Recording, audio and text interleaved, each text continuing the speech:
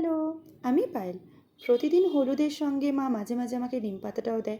ইচ্ছা না থাকলেও খেতে হয়, খেয়েই নিই। আর বাবা মা দুজনে গ্রিন টি খাচ্ছিল, বেশি হয়েছিল, তাই আমিও খেয়ে নিচ্ছি।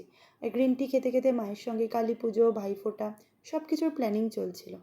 ওটারই আমি ঘাট নেড়ে সায় দিচ্ছিলাম মায়ের সঙ্গে। তারপরে আমার পড়তে যাওয়া ছিল, বেরিয়ে পড়েছিলাম ভর দুপুরবেলা।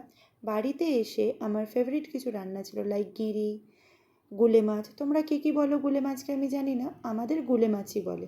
আর চিকেন হয়েছিল, কারণ ভাই আসছিল, তখনও এসে পৌঁছায়নি সেই জন্য। আর ছিল সঙ্গে ব্রাহ্মী শাক, যেটা আমার one of the most favourite, মানে ওটা পেলে আমার কিছু লাগে না। আর রাতে ভাই এসে বললো ডমিনোজের পিৎজা খাবে। আমি ওকে বললাম দাঁড়া আগে ভিডিওটা করি, তারপর তো খাবি। ওই জন্য আবার বন্ধ করে দিয়ে অর্ধেক কামড়ানো পিৎজাটাকে খাচ্ছিল। তারপরে খাওয়ার পরে আমরা ছাদে চলে গেছিলাম। বাড়ির আশেপাশে সব লাইট লাগানো হচ্ছিল কালী পুজোর, দেখেই মনটা কেমন ফুরফুরে হয়ে গেল। তারপরে মা রাতের ডিনারে দেখলাম পোলাও আর আলুর দম করেছে। মায়ের হাতের এই নিরামিষ আলুর দমটা এত ভালো লাগে, মানে পেঁয়াজ দিয়ে করা ছাড়াও এটার টেস্ট আলাদাই হয়।